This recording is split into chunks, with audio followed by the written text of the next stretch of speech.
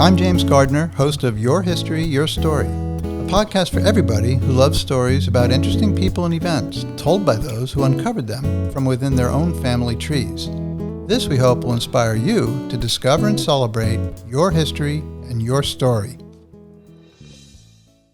In 2003, 9-year-old presidential history buff Kurt Deion presented his father with a gigantic request to visit the graves of all the presidents of the United States. Kurt's dad accepted his son's request and thus began a decade-long adventure of a lifetime that came to include all of the vice presidents as well, and took Kurt and his family all across the country.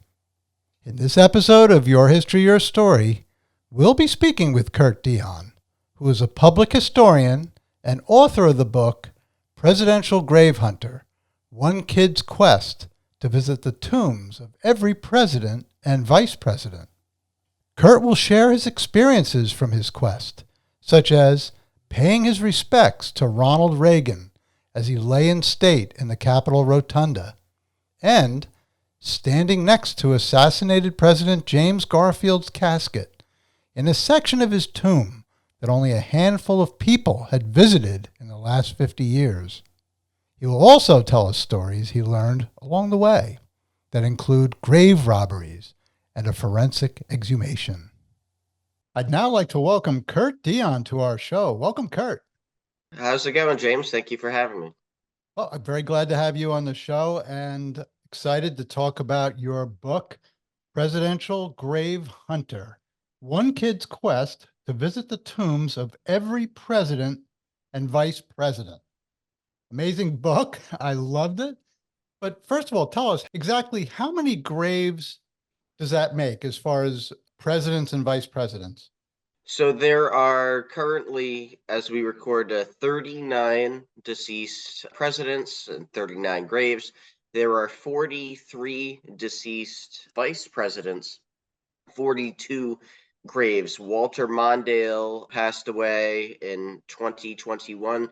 His ashes are supposedly going to be interred at a later date at Lakewood Cemetery in Minneapolis, Minnesota, the same cemetery where Vice President Hubert Humphrey is already laid to rest. But so he's in a limbo state right now. There are some graves that overlap between the two categories, however, presidents and vice presidents, say Theodore Roosevelt, Martin Van Buren, whatnot. So not 39 plus 42 or 43, but there's a good amount. There's about 70.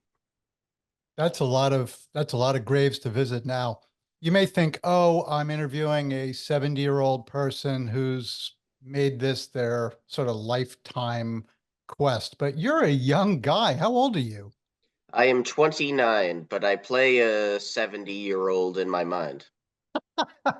That's a lot of places to visit before you're 29 years old. So that's incredible. But what we're going to do now is turn back the clock. And I want to ask you, how did you first start getting interested in history? So my mother, Lynn, when I was 7 years old and a second grader at Hope Highlands Elementary School in Cranston, Rhode Island, we were distributed Scholastic's books order. And my mother purchased the book for me, So You Want to Be President by Judith St. George and David Small. David Small was the illustrator. And I didn't really want anything to do with the book at first. But then I picked it up and I really enjoyed the interesting anecdotes that were in there and David Small's illustrations as well. For example, William Howard Taft was our largest president at over 300 pounds. And he had a bathtub that was larger. It could fit 4 average-sized men in it. Now, there was the apocryphal story that Taft had gotten stuck in the regular size White House bathtub, and that necessitated the manufacture of the larger tub. David Small's illustrations, for example, showed Taft being lowered into the oversized tub by an industrial crane. Somebody was a construction worker wearing a yellow hard hat, and Taft was clutching a turkey leg and a champagne glass.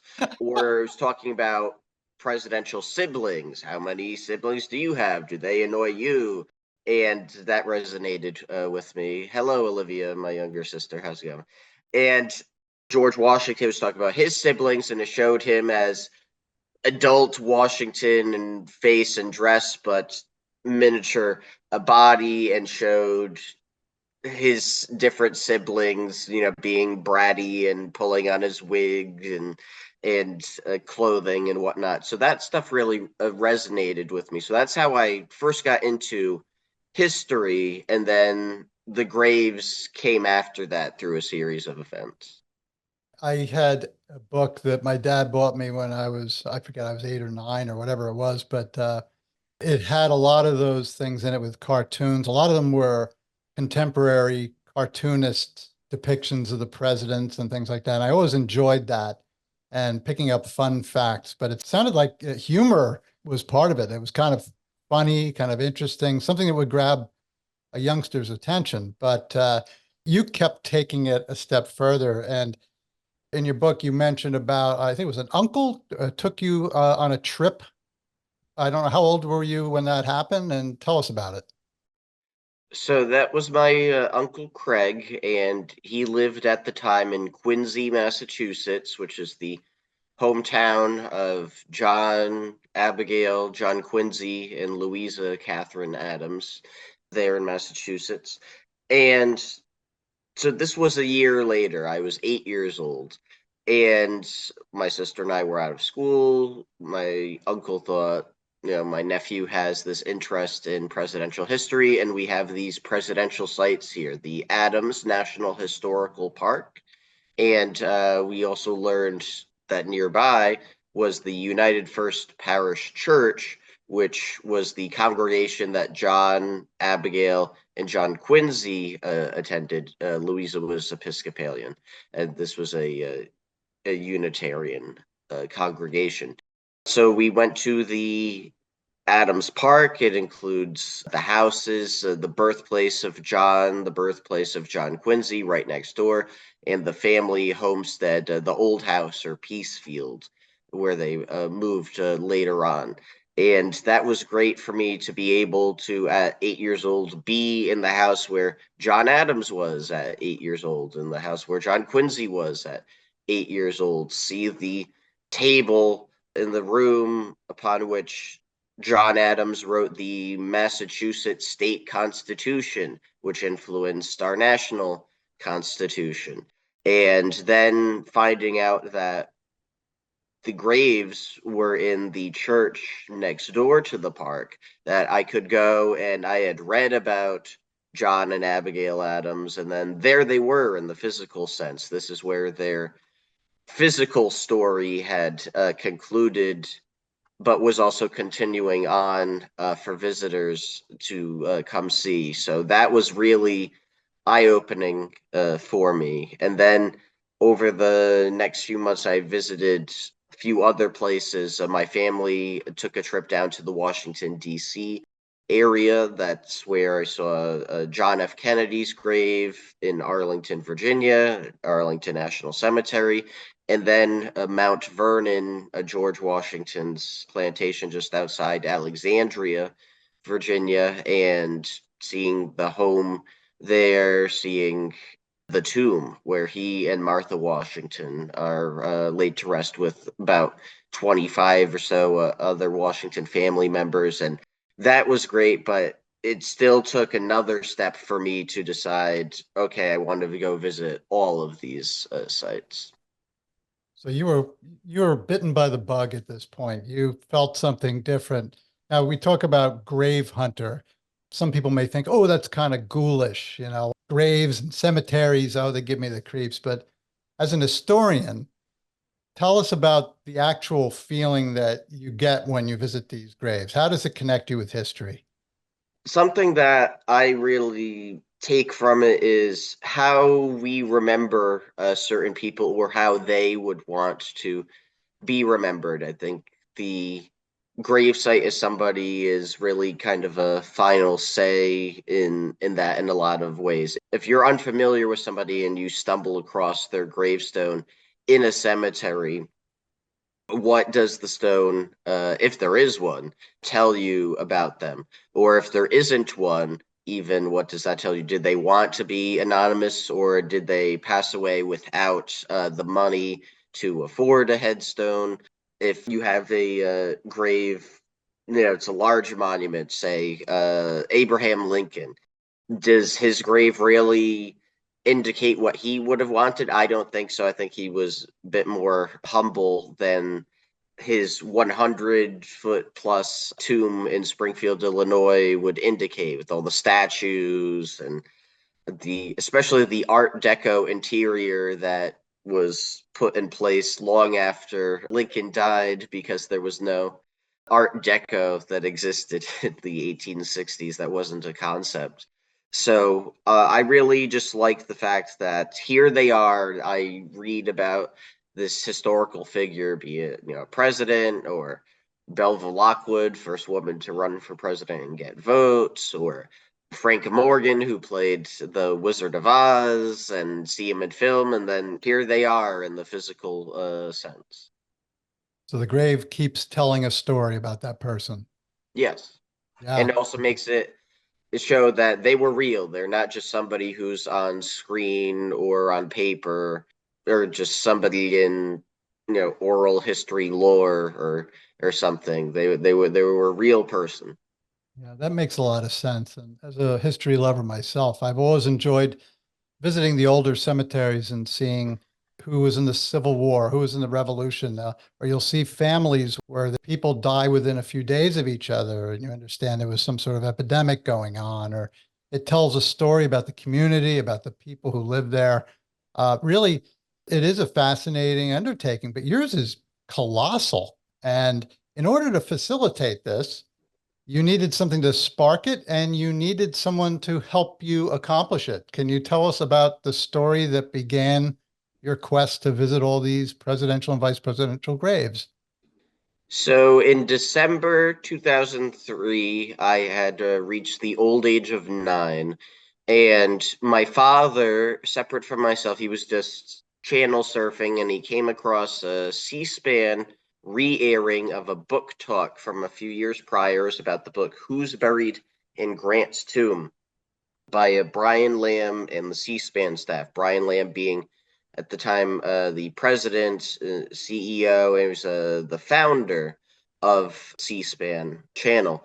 And the book was actually primarily written by C-SPAN staffer Carol Helwig, but Brian Lamb went around to some of the different sites around the country dedicated to the presidents, all of their graves, and he got most of the vice presidential graves as well at that point. There were a couple exceptions, and he had been inspired by his friend, who he had interviewed before, historian Richard Norton Smith, who as a child had gone around to all the different presidential grave sites. And when the program was done, my father told me that he had stumbled upon it, and how Lamb and Smith had gone on these quests. And I was 9. I looked up at him and I said, "Can we do that?" And my father said, "Do what?" And I said, "Visit every presidential burial site." And that's how that started. So it was a decade plus long quest after that, once you incorporated the vice presidents as well, which also took a little bit more of a impetus along the way, which was really when I was going out to Kansas to get Dwight Eisenhower, and then I saw that Vice President Charles Curtis was out there, and I was thinking, am I ever going to make it to Kansas again? So I better get this guy. And then it's a lot of snowballing. It didn't all hit at once. Oh, I'm going to get every president. I'm going to get every vice president. I'm going to then, as time went on, get graves in a bunch of other categories as well. Andrew Johnson impeachment managers, all of the Three Stooges, which there were 6 of them, things like that. It took a series of events and the accumulations to the point where now I've visited over 2,100 famous graves using findagrave.com's metric of famous. So snowballing led me to the crazy position I'm in today. Well, that's why your book is really extraordinary, because you've got a very unusual 9-year-old in you at that time who is that interested in visiting all those interesting historical graves. But you have a father who says, yeah, let's make it happen. That's no small undertaking, or no small commitment, shall I say. So tell us about your dad. What's he like, and how did his personality lend itself to making this stuff happen? Well, I like that you keep using the word undertaking. That seems appropriate. Uh, so my father is a unique character, to be sure, and both he and my mom have been very supportive of my endeavors and my sister's endeavors over the years. It took her maybe a bit longer to find certain passions of hers and whatnot. But so my mom has worked as a registered nurse, and that has necessitated over the years a more traditional work schedule. Whereas my father, he had a collectibles business, the Wayback Machine Inc., named after Peabody and Sherman's time machine from the cartoon in the 60s, and he would sell people collectibles and whatnot. So totally unaffiliated with the Internet Archive that uses that name now. So he had the flexibility, schedule wise, to go take me to these various presidential graves, and then his business closed down. So even more time, in a way, although then that led to some more like financial difficulties and bootstrapping and shoestring budgets to get to the places. But he's such a character, and as people go through the book, they'll see some of the very unique situations that my father kind of put us in, going to some of these sites. Getting locked into a cemetery on purpose was one. Staging a Pulitzer Prize winning photograph recreation with the Super Soaker with one of the original participants of said Pulitzer Prize winning photograph, and a lot of wisecracks along the way. And he has always described our relationship as a Freaky Friday type relationship, where it's more like I'm the father and he's the son. And so that rears its head a bit in the book, and still our relationship today at ages 63 and 29.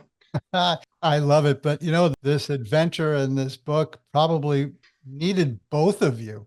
I don't think either one of you could have done it on your own. Perhaps you could have, but maybe certainly not at the age you were at that time, because he was helping make it happen, and you're the one with a keen interest in the subject matter. And I think I'd have to guess, I don't know your dad, but I would imagine your passion for it was fuel to him, to keep it going and making it happen, because having a youngster who's really interested in history, for me, as somebody who I love history, to see a young person engaging in it and wanting to know more is very inspiring.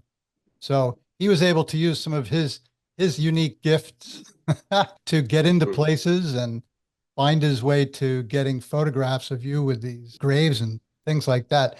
But I just wanted to highlight a few things in the book that really interested me. They all did, but these few will just be an example to our listeners of why they should pick up your book. Not everything you did was around visiting a grave. You actually met some living ex-presidents. And also tell us a little more about the person who was in the Pulitzer Prize winning photograph. I understand that that's the gentleman who was handcuffed to Lee Harvey Oswald when he was assassinated by Jack Ruby.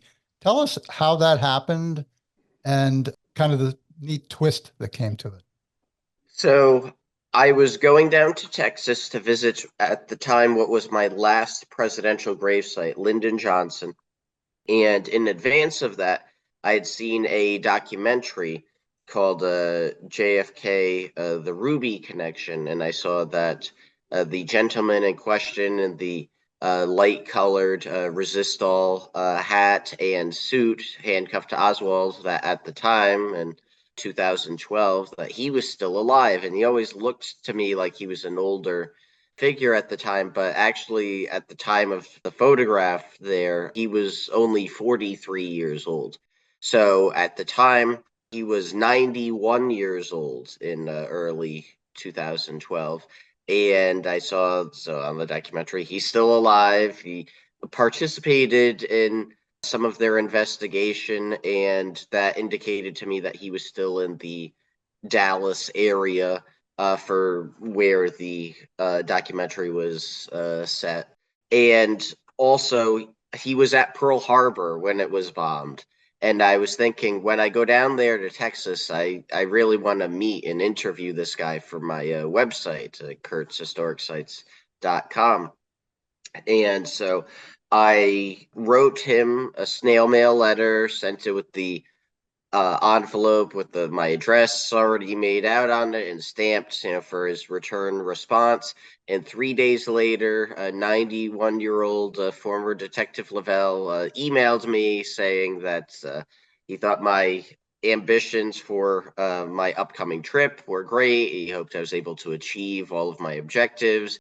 And here was his cell phone number to contact him. So through series of interesting events. Then it finally happened down in Garland, Texas. But in the meantime, my father and I had been working on a television show concept, Scofflaws, America's Least Wanted. So exploiting the blue laws and crazy rules and regulations that exist around the country in different states. So for example, in 2012, the Republican National Convention was being held in Tampa, Florida, and had been desired to prohibit guns in the area around the convention. However, due to, I believe it was a combination of interpretations of the Second Amendment and Florida's open carry laws, that guns were not going to be banned.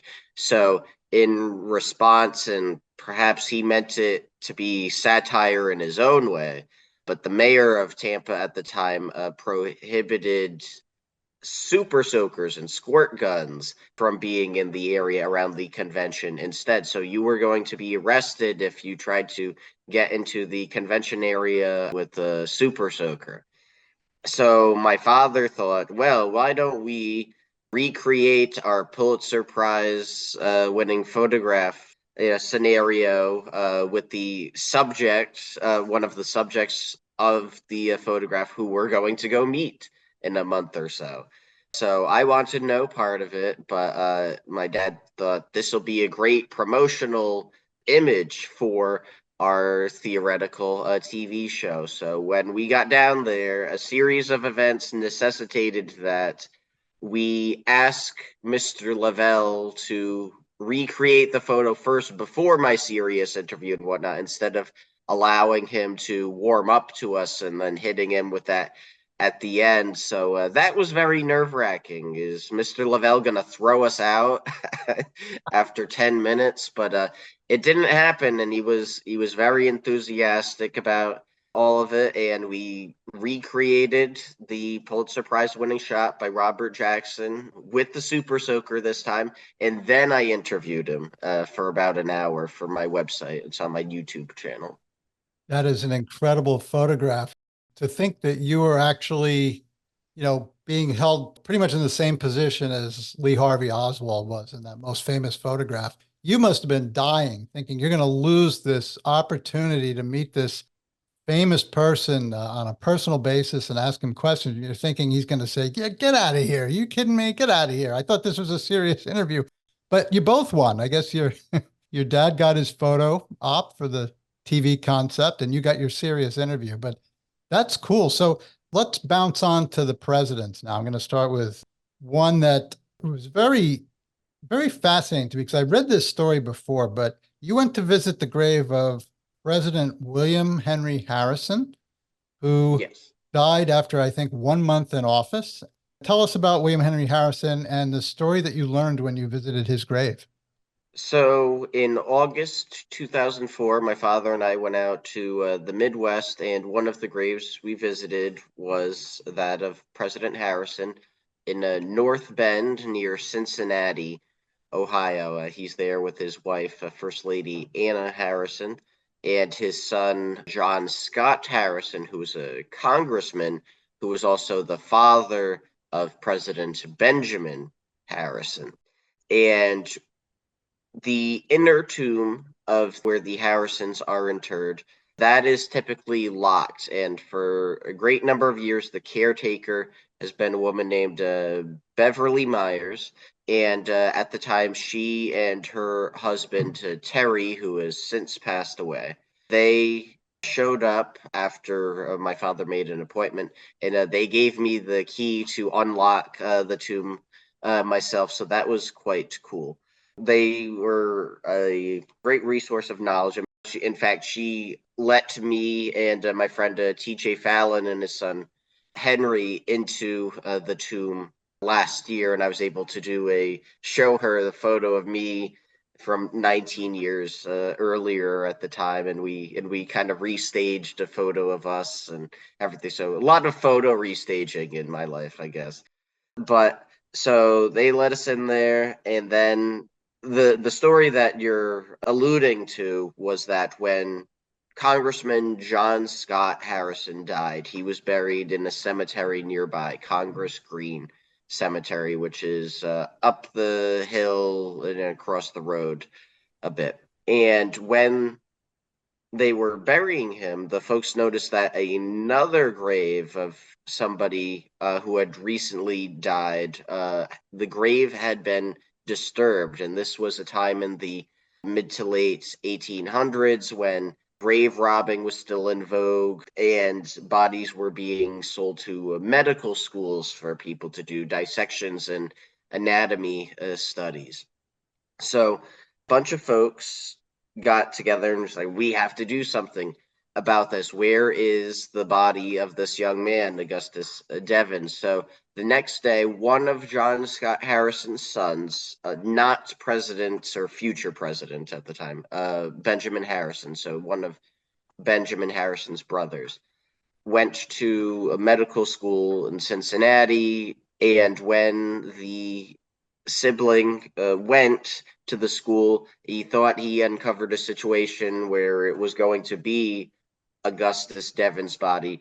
But instead, when he saw the shaft with the rope hanging down into it, and he pulled the rope up, and he discovered, it's the body of my father who we just buried yesterday. So in the meantime of them burying the father and discovering that the other grave had been disturbed, the father's body was then robbed and brought to the medical school. So that had to be quite a unexpected and horrific scene for John Scott Harrison's son there.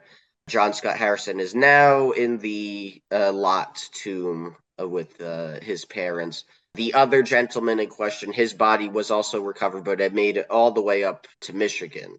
So Oh, it's the body snatching in the 1800s, quite a story. So Beverly Myers and Terry Myers relayed that to us at our visit in 2004, and that's something that stayed with my father and myself. oh, what a horrifying discovery that was for the man's son. You mentioned grave robbing in the 19th century. I know that President Lincoln, with regard to his body, there were, I think, at least a couple of attempts to steal his body. And in order to protect against further thefts of his body, they had to take measures in his interment that would prevent that. Can you tell us about your visit to Lincoln's grave, what it looked like, and how it has been structured really for protecting his body? Right. So on election night 1876, there had been a conspiracy to steal Lincoln's body and hold it for ransom. These counterfeiters wanted another counterfeiter sprung from jail, so that was going to be the exchange: Lincoln's body for the living counterfeiter. It was foiled, but then for a number of years, because they had broken into Lincoln's sarcophagus and had his coffin partway out, but for a number of years, Lincoln was just kind of hidden away in the basement beside some construction debris and whatnot. So people for a number of years were going to pay their respects in front of an empty sarcophagus. And then in 1901, the tomb needed to be restructured a little bit, and they decided to put Lincoln actually in an actual sarcophagus again, or rather, for a security measures, instead of that, they decided they were actually going to put him several feet to below and behind the new sarcophagus that was there.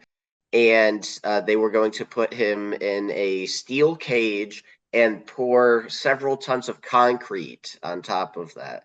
So that was thought to be a more secure way to ensure that nobody's ever getting Abraham Lincoln's corpse again.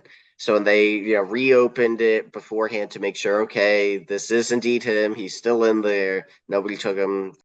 So that's the scenario where he's in. His tomb is quite the interesting story, as I mentioned.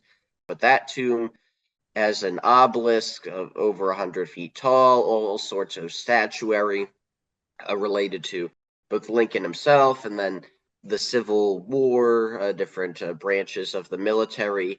And this isn't an interpretive site, it's a commemorative site. So Lincoln's tomb is more of an indicator of the person that we remember, how we remember him, versus maybe how he would have wanted to be remembered or how he actually was. And the truth is way more nuanced than that. But again, it's his tomb. It's not a museum in the most literal sense like that. So there aren't those interpretive features. Right, right. Oh, thank you for that. And also, is his wife Mary Todd Lincoln buried with him? Yeah, so Mary Lincoln is in the same room as the president, as are some of their sons. Willie, Ted, and young Eddie are there. Robert Todd Lincoln and his wife are at Arlington National Cemetery, actually very close to President William Howard Taft and First Lady Nellie Taft. Right, right. Now, with regard to some mystery that surrounds the deaths of some of our presidents, there's one that I remember back dating to, I think, 1991 or around that time. I remember it being in the news that there was an author, I think a mystery or a historian, who was proposing that President Zachary Taylor was potentially murdered because of some of his views on the institution of slavery. And that was a kind of an exciting thing that people were waiting for the outcome. Could you tell us about your visit to Taylor's grave and what you learned about that mystery surrounding his death? Yes, so it was a professor, Clara Rising. So she had this hypothesis that Taylor had been poisoned because of his opposition to the Compromise of 1850. So various components that were meant to placate both the slaveholding population and the anti-slaveholding population, whether they be full-out abolitionists or opposed just to the expansion of slavery across the expanding nation. So Clara Rising was able to convince the powers that be to have President Zachary Taylor's remains exhumed and tested for poison. Seeing it had the food that he had consumed been poisoned. He had famously, on July 4th, 1850, attended ceremonies at the yet unfinished Washington Monument. Then he went back to the White House, had iced milk and fruit, often reported as cherries, and then he got sick and died shortly thereafter. It was cholera morbus, the water situation near the White House at this time was really dreadful, and a lot of waterborne diseases and everything. So that's what really killed President Taylor.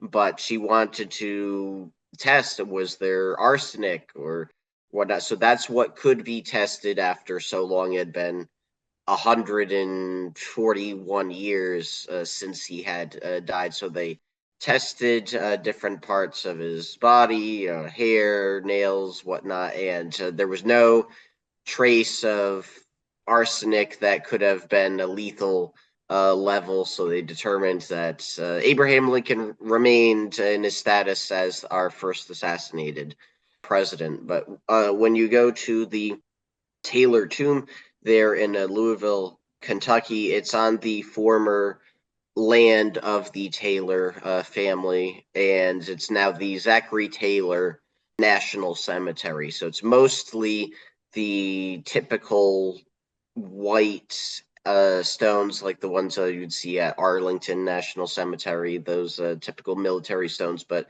the Taylor Monument is a mausoleum, so it's very easy to find and stand out, and it's definitely the visual centerpiece of the cemetery there. He's a president who doesn't really have any sites to visit. He doesn't have a presidential library, doesn't have a home that you can go inside and tour. He's just the grave and a few different historical markers scattered across the country. Let's hope that we can leave him at peace now, though, and let him alone, right? Well, unless somebody else comes up with a new conspiracy theory, I think he is all set, resting next to Margaret there. He's good. Now, there's another grave you went to visit, James Garfield. And in this situation, I think your dad's persistence helped you to stick in there and gain some pretty close access to the president's remains. Could you tell us about that? Yes, so of the 2,100 plus famous graves that I visited in my now almost 21 years of grave visiting, my favorite is the Garfield tomb at Lakeview Cemetery in Cleveland, Ohio. It's 180 feet tall, has terracotta sculptures, an Italian marble statue of President Garfield, chandeliers, murals, mosaics, gargoyles, and you go down into the crypt level, and the actual caskets of James and Lucretia Garfield are just laid out there. And if you flipped them open, there would be the skeletal remains. They're not in sarcophagi or stone coffin containers or anything like that, but they are enclosed in a circular gate. So it's very rare for people to get in there, and it's always been a philosophy of my father and myself to try to get as close to the actual grave sites where the remains are, get as close as possible for a few reasons. So trying to get as close to the historical figure as possible, to just, you know, self-explanatory with that, but then also for photographic documentation, just be able to take the best, most clear photographs showing the details, including inscriptions when need be. So my father and I upstairs talked with the caretaker of the Garfield Memorial there. And again, very rare that somebody requests to get into that inner tomb. Now, he told us it had been 50 years, 50, since somebody else other than C-SPAN had asked to be in there. Now, he might have meant 15, 1-5, but we both will swear that he said 50. And it was indicative of that when he had trouble finding the key. That you watch a Scooby-Doo cartoon or some movie where somebody's got the big key ring with the 87 Yeah. different keys on it, and you think, oh, that's only in fiction. No, it's real, and it exists at the James Garfield Memorial in Cleveland. And he went through pretty much all the keys on that key ring, and it just wasn't working. And then my father's trying to keep up with him, cajoling him, like, "Oh, thank you, we greatly appreciate it, and everything. This means a lot to my son," and all that. And then eventually the caretaker said, "Well, it's got to be on the other key ring, I guess." So we had to go back upstairs, get the other large key ring, bring it down. And then there's one, he says, "I know it's this one, but the moisture down here, the humidity, and it's just not working." But he stuck with it and eventually got in and got what's one of the rarer presidential gravesite photographs of me next to the caskets of James and Lucretia Garfield. And we know about James Garfield. He was only in office, I guess, about a year, if that. About He 6.5 months. 6.5 months, and he was assassinated. But I think what we know about him is that had the doctors left the bullet alone, it most likely would not have been fatal. He most likely would have recovered. Is it your understanding that the doctors, in effect, by probing the bullet, killed him? Yes, so he was shot on July 2nd, 1881, and he didn't die till September of 1881. So he was there languishing for a while. And medical practices of the day, they were better than they had been in the decades before, but they were still very rudimentary compared to and primitive compared to where we are in present day. And there was this doctor in particular, Dr. Willard Bliss. In fact, his first name was Doctor. So if there was anybody who shouldn't have been a doctor, it was this person who was named Doctor. And he did a lot of sequestering the president from other medical personnel who were doubting his methods, and there was the probing of the with the unwashed fingers, and really Garfield's got really emaciated. If you look at photos of him and then you see his death mask, it's quite ghastly to see how much weight he lost. It was literally just wasting away, and the medical practices of Dr. Willard Bliss were not good. They were definitely detrimental to President Garfield's health, and then he did die after about 2.5 months. Imagine if he was in a modern hospital, you'd be hearing paging doctor, doctor. Yes, Dr. Howard, Dr. Fine, Dr. Howard, and Doctor. Back to the Three Stooges again. Yeah, there's also, you talked about the Adamses earlier up in Quincy, Massachusetts, but John Quincy Adams, he died while he was a member of the House of Representatives. Didn't you visit the spot where he actually collapsed on the floor of the House of Representatives? Yes. So on a U.S. Capitol tour, my family and we were brought into the old House chamber, which is currently the statuary hall of U.S. Congress.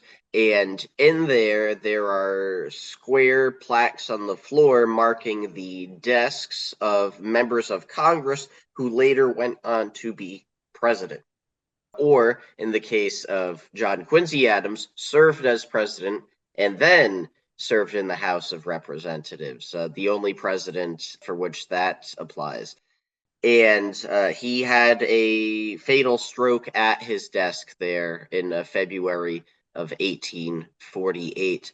It didn't get included in the book, but in August 2022, my friends Rebecca and Greg and I were given a personal tour of some features of the Capitol by the historian of the House, Matthew Wisniewski, and he actually got us into the room where JQA was taken after he suffered his fatal stroke. He was brought into Speaker Robert Winthrop's office, which today is the Lindy Claiborne Boggs Congressional Women's Reading Room, which is a fancy way of saying like a women's member of the House's lounge, basically.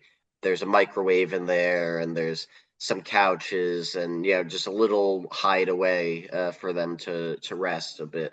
So he got us in there, and there's a bust of John Quincy Adams there, and there's also and I imagine it's been reupholstered, but the couch on which he actually died 2 days after his stroke. And it took such a long time. It was such a process to get into the room where it was had so much limited access, and then all of a sudden it became the most accessible presidential death site when Mr. Wozniacki said, "Oh, you can sit on the couch. I'll take your picture." So, I mean, that was something. So, 20 years later, almost finally getting to see and sit on the couch that he actually died on.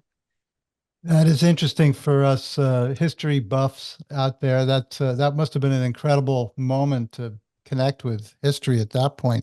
Now, you not only visited graves of presidents and vice presidents, but you also went to, was it when Ronald Reagan passed away? Didn't you go to see him lying in state?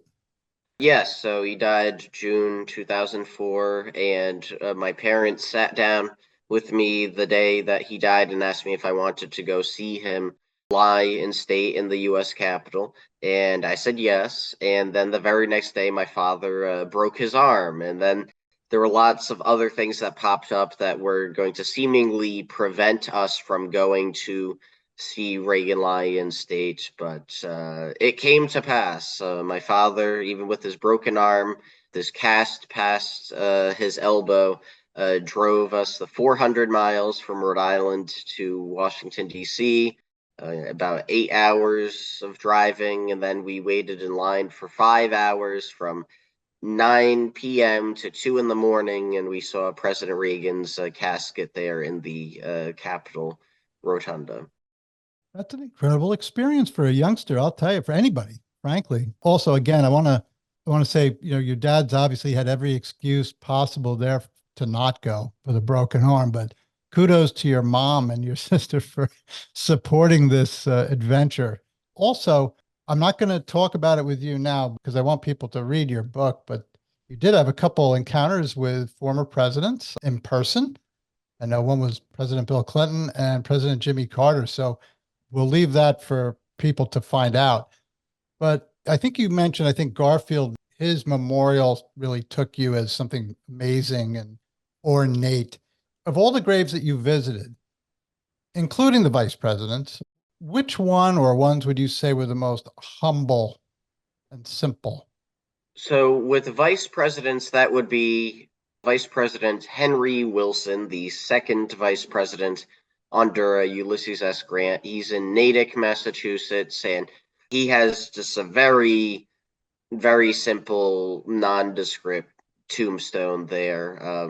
Very, very small. It's not even the most interesting or ornate grave in his family's plot. His son has a more interesting, visually interesting grave. And so that's that one for vice presidents. And then there's another president who was also vice president, Martin Van Buren, and he's in Kinderhook, New York. And it's just a very simple obelisk. So it does have some height to it, but it's just very simple, nondescript. There's the inscription is kind of hard to read on the obelisk at this point. There has been a historical marker subsequently placed that relays what the inscription is on it, but just very simple. Then there's some other simple presidents, like President James Madison's obelisk. It doesn't even have his first name on it. It just says Madison, and then when he was born and when he died. So some of them are very ornate, like you're saying, like James Garfield. We talked about Lincoln, Grant's tomb in New York, President Warren Harding, President William McKinley. There's some really grand ones, and then there's just some really, really simple ones for even some presidents and then vice presidents as well.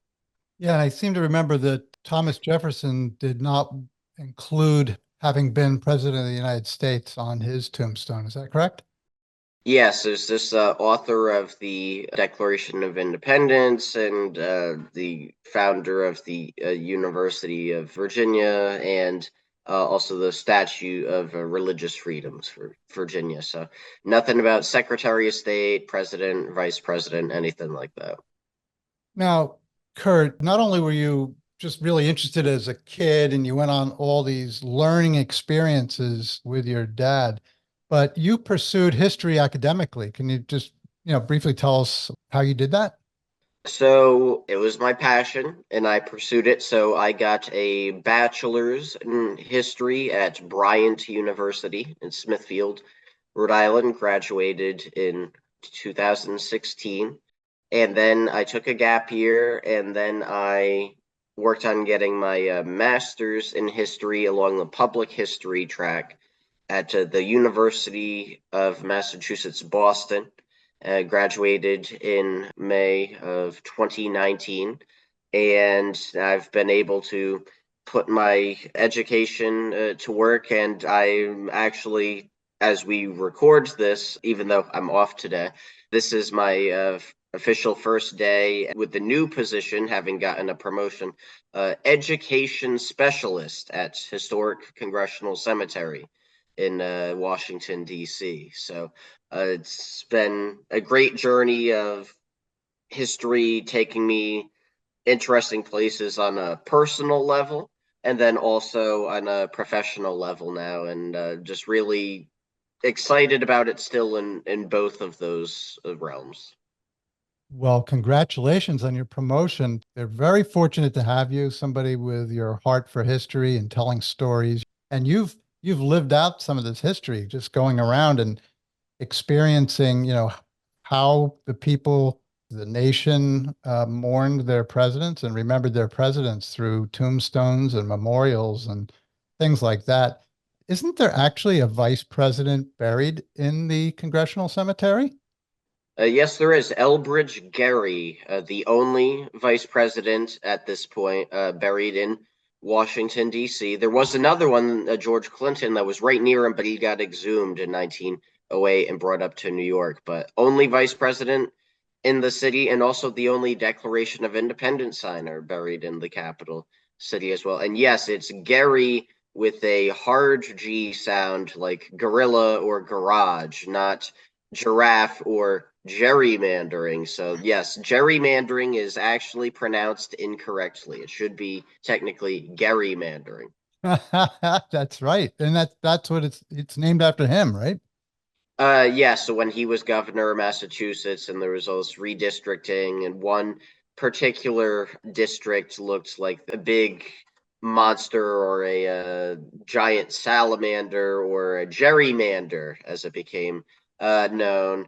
And then somebody did a political cartoon where, had kind of like a dragon or reptile or amphibian face and then the wings attached to it. So that's from which it originates. But yes, technically pronounced wrong because people didn't know how to properly pronounce the governor, then later vice president's name. Very cool. Kurt, what was your reason for writing this book? What did you want to accomplish by writing this book? So I found my passion really early on, and I knew there were a lot of interesting stories to be told, and a lot of people told me over there, you should write a book.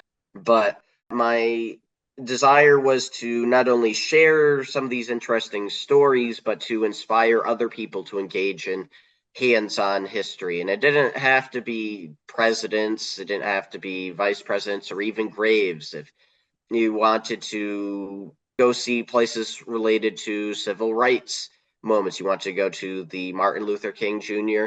birthplace, or you wanted to go see the bus that Rosa Parks sat on in 1955. You wanted to go walk across the Edmund Pettus Bridge in Selma, Alabama. You just seeing the places related to those historical figures or movements. Or, maybe again, if you're somebody who wants to go visit all the baseball Hall of Famers graves, you want to go see again all six of the Three Stooges, whatever. It could be entertainment, history, or you want to go see sites where these different scientific events happened, discoveries or whatnot. Whatever your passion is, I want people to see how I took my passion and just really embraced it in this way. And maybe that same principle can apply to their own passions. Hands-on history is something that I really endorse in tandem with the other kinds of history that we've always emphasized, book reading, documentary watching, and whatnot. I really endorse the combination thereof if feasible for people. Well, that's great. Well, your book definitely, I found it fascinating. It's a quick read. There's a lot of great photographs in it.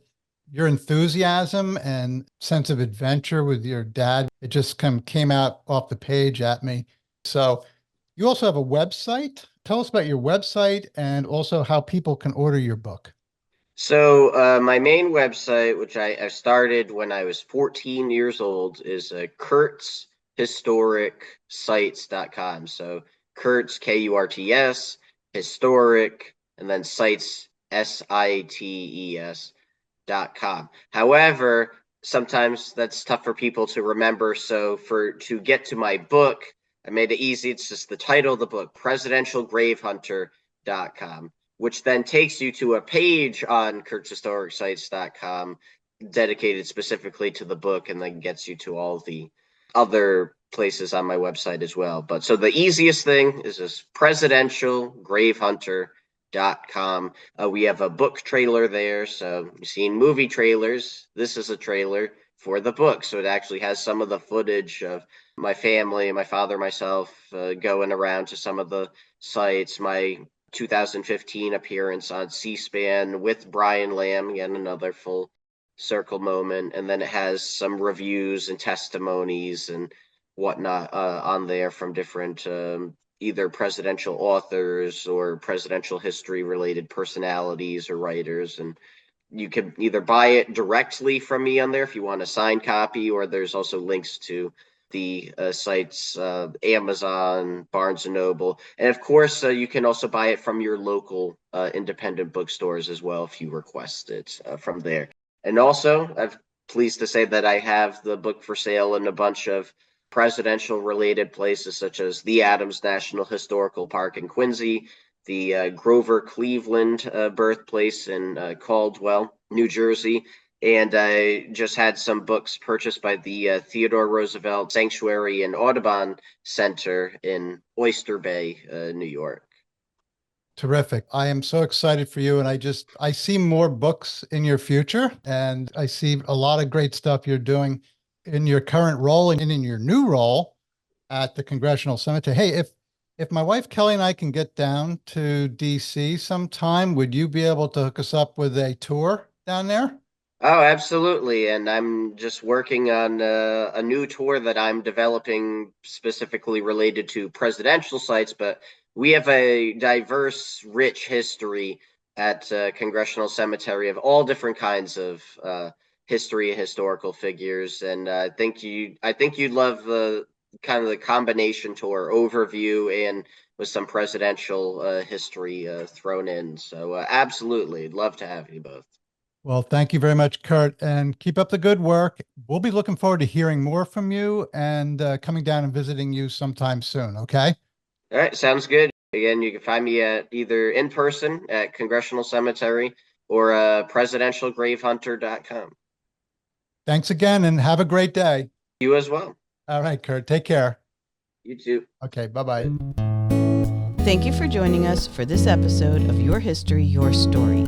You can connect with us on Facebook and YouTube at Your History, Your Story, or on Instagram and Twitter at yhys podcast.